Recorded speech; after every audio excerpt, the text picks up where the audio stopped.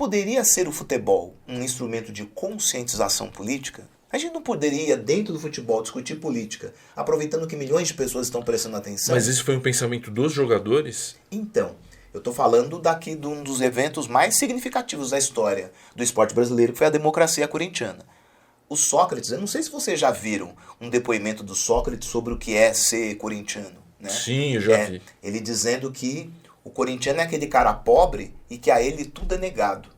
Então a vitória do time representa a vitória de todo um setor social. Todo um setor da sociedade está vencendo junto com o time. E em outras entrevistas, o Sócrates comentava assim: vocês já imaginaram uma Gaviões da Fiel discutindo política com os seus sócios? O poder que isso poderia produzir? Eu não conheço nenhuma pesquisa sobre o assunto. Não conheço. Se existe, por favor, escrevam aí nos comentários e indiquem para nós. Eu acho muito curioso que foi logo em seguida, logo depois dessa fase da democracia corintiana e dessa discussão de como o futebol poderia ser politizado, como as torcidas uniformizadas deixaram gradualmente de ser torcidas uniformizadas e foram sendo transformadas em gangues.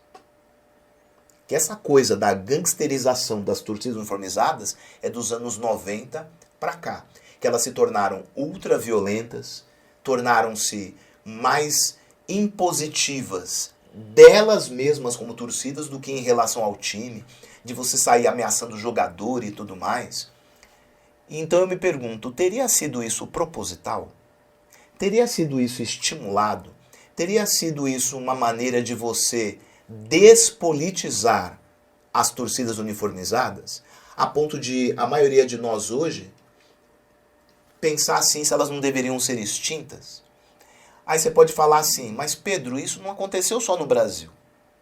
Você tem os hooligans na Inglaterra, você tem os ultras na Espanha e na Itália. Argentina, né? Também. Na Argentina. Eu esqueci que nome que se usa lá. Barra Brabas. Barra Brabas. Isso. Então, esse termo, ou essas torcidas, esse sentido da violência e tudo mais, é um fenômeno recente. Eu estou falando recente porque eu sou historiador. Historiador, tudo que aconteceu há menos de 100 anos é recente. Então, dos anos 90 para cá. Dos anos 90 para cá. Dos anos 90 para cá eu era professor.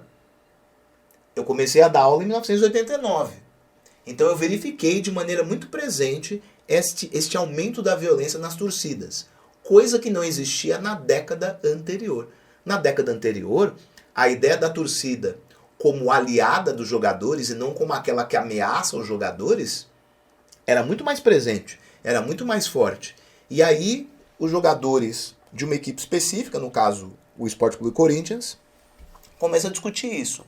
Vamos conversar sobre política entre os jogadores, vamos conversar sobre política também entre os torcedores. E curiosamente de lá para cá, as torcidas ficaram bem violentas, bem despolitizadas. Eu diria, eu sei que eu posso até apanhar na rua por causa disso. Cuidado, professor. Mas eu diria que as torcidas hoje, elas quase são uma representação da ascensão da extrema-direita, não é? De que o meu pensamento vale, e se o outro pensa diferente de mim, ele não merece nem viver. Então, professor, eu acredito que esse pensamento pode existir, mas pode ser até um capítulo que nós vamos fazer aqui, se você quer falar sobre as torcidas organizadas, sintam-se à vontade. Mas no cerne ali de algumas torcidas existe um pensamento progressista também. Então é um assunto complexo, assim. Até porque a torcida organizada, e os presidentes das torcidas falam isso, é muito difícil controlar essa quantidade de pessoas apaixonadas, fanáticas, e tudo bem que a gente tem uma direção aqui, mas na rua, no estádio, como é que eu vou pegar o cara e falar, você não deve fazer isso? É complicado, eu acho. Concordo que existem lideranças progressistas. Mas quando você pega no contexto, quando você pega no aglomerado, esse progressismo desaparece. Aí você vê um pensamento violento, você vê um pensamento... Vou matar o cara. Exato. Vou matá-lo porque ele pensa diferente de mim.